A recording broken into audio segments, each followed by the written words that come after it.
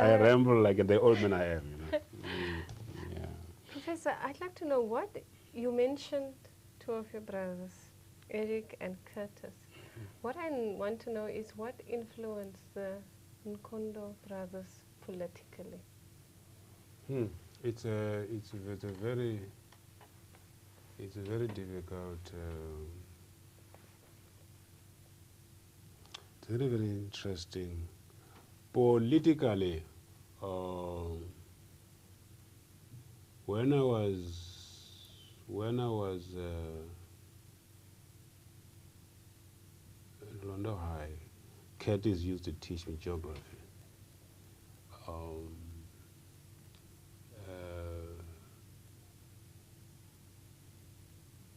And directly, Curtis at that point was not half as political as he is now. He was more of the dandy, you know, he used to dress well.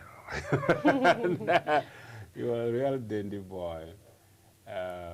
It was only much later that Curtis got involved in politics. In my family, I think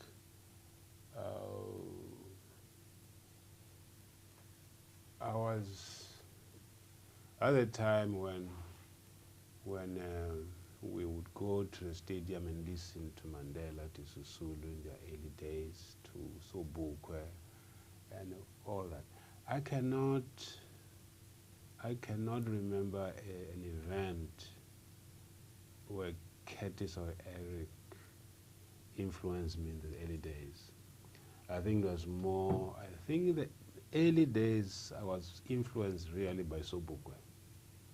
My first contact with politics was Robert Sobukwe, a very eloquent, flowery speaker. I think that's was my first contact. And then Mandela, of course, was more underground those days than anywhere.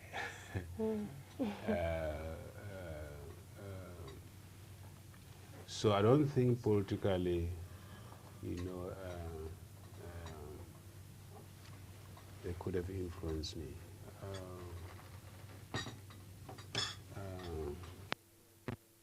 Yes, as I said, I cannot remember an incident or an experience in which Curtis or any of my brothers influenced me. What I know is that Curtis was such a popular teacher in Soweto that he would, you know, attract to our house all sorts of people. And all sorts of debates, you know, went on within our home. By the way, you know, I lived with Curtis, number 674B, Mlangeni Street, City Jabavu. I lived the next door lived Abigail Gubeka. Down the street lived the president, one of the army generals, Mr. Masondo, who's now one of the generals in the defense army. So that's the kind of life that but the person who definitely influenced me politically was my own father. My father was not, belonged to no particular political party, but he was such a strong person that even those days around here where everybody was scared of whites and Afrikaners and farmers, my father would dare any white person to come and abuse him or us. And he single-handedly built that school out of his own funds, defied, you know, what those days was called the Teacher Education Department, TED. Defied them and built his own school with his own hands, with his own money. And the image of my father is a very strong, courageous, defiant person, stayed with me. And I think the bit of defiance I have seems to come from my father. And so I think that I think it's important that that I make that statement. Even when, you know, this area was rezoned, you know, in tribal terms, where suddenly the Shangan area was rezoned as Venda. I remember very, very well. My father built a big house, at least by local standards, a very, very big house next to this school. But the apartheid anthropologists, you know, so rezoned this region that a boundary between the Shangans and the Vendas went through our house. They said, as from now, this side of the house belongs to Vendas and this side belongs to Shangan. And that's when I left for Soweto. I went there, you know, to see my father's grave after so many years over Easter. And that house is still there, but it's tumbled down now. So I think he influenced me much more than anybody else in my early days, outside Sobukwe and Mandela and Sisulu. Okay. Thank you. You were the first SRC president, as you mentioned, and you remained president for some time. Could you tell us more about the establishment of the SRC and also the activities? As I said, in 1960, you know, we didn't have an SRC, and we were not allowed to have an SRC. You know, and we fought very, very hard because other universities, certainly Wits and the UCT and Pretoria had SRCs, and we fought very, very hard to have an SRC, to provide a forum for students to mobilize, you know, consciousness, to coordinate our activities. It took a lot of work until I think in 1961, you know, after a lot of fighting and a lot of strikes, me and Professor Magwasha and Professor Manganyi, you know, succeeded in persuading the rector then to allow us to have an SRC. I think that's an important matter. That SRC was affiliated to NUSAS, by the way. And those days there were two organizations. There was NUSAS, which was a liberal student organization. There was the Afrikaner Studenten Bond, which was for the African medium universities. And then we were much more inclined towards NUSAS. I remember very well, you know, going to Wits as the president of the SRC with Dr. Manganyi and other people, to go and visit, you know, go and have discussion with the Wits SRC. And those days, you know, the Mrs. Tabombe Kikizanele was a student there, was a student at Wits. And we had a lot of discussion. And even the present advocate, Ma Pizzella, who later was to join the present Chief Justice of the country, Mohammed, in the Snyman inquiry. You remember, if you go down, there was a Snyman commission. And we hired the present Chief Justice, Mohammed, as our advocate. And the advocate, Mavitsela, was his assistant. That was an important connection. And those days, Zanele and myself were very, very close. She was doing BA social work.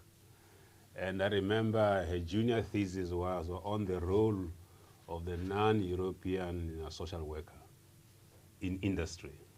The role of the non-white social worker in industry. And I remember being asked to edit the manuscript. She used to live on 7th Avenue in Alexander.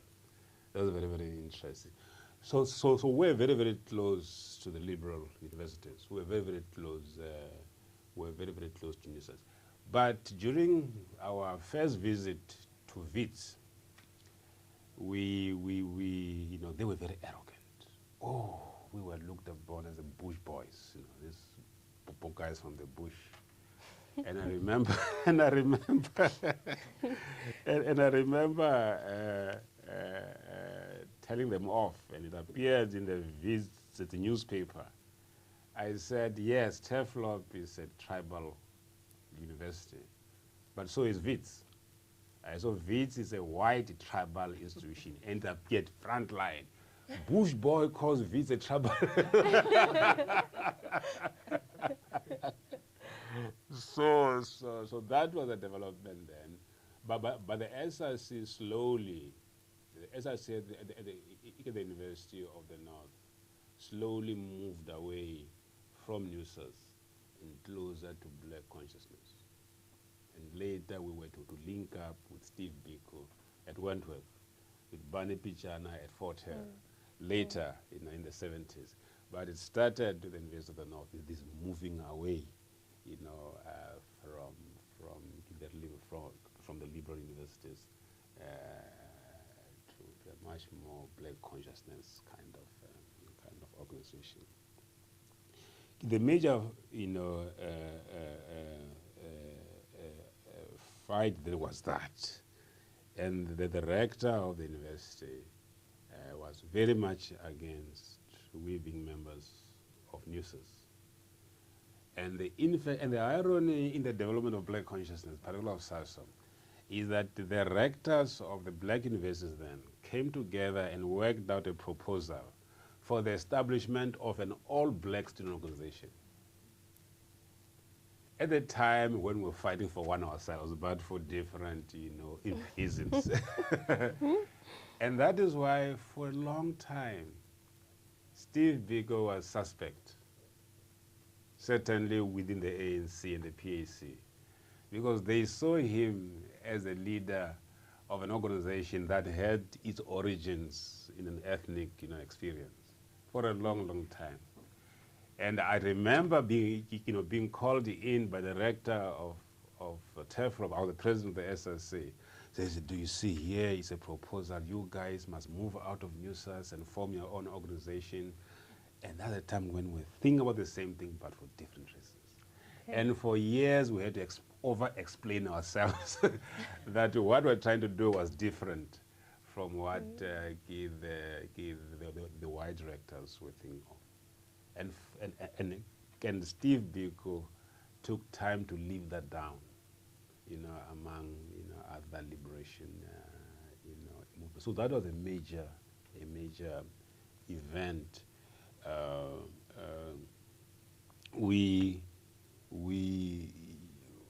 We were forced, even to have links with the African Student Bond. I remember again leading a delegation to the University of Pretoria, and we had this meeting with the SRC then, and we're talking about the shortcomings of apartheid, the dangers of separate development, and all those things.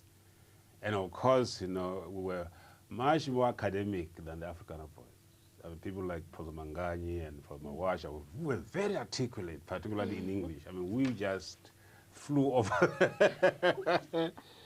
I remember this young fellow who was the president of the SSC, I forget his name now. He looked at me, says, you know what? As a student, I agree with you. You make lots of sense. But as a boor, I can't agree with you. He says, as a student, you are very rational, you are very logical. But as a boor, I can't agree with you. I mean, it's incoherent. Years later, in the late 60s, I went with Professor Mashike, who's acting vice chancellor, Professor Mashike, and Mr. Stanley Tlakula, who became the dean of the School of Business at University of Botswana. I was invited to the University of Potchefstroom to go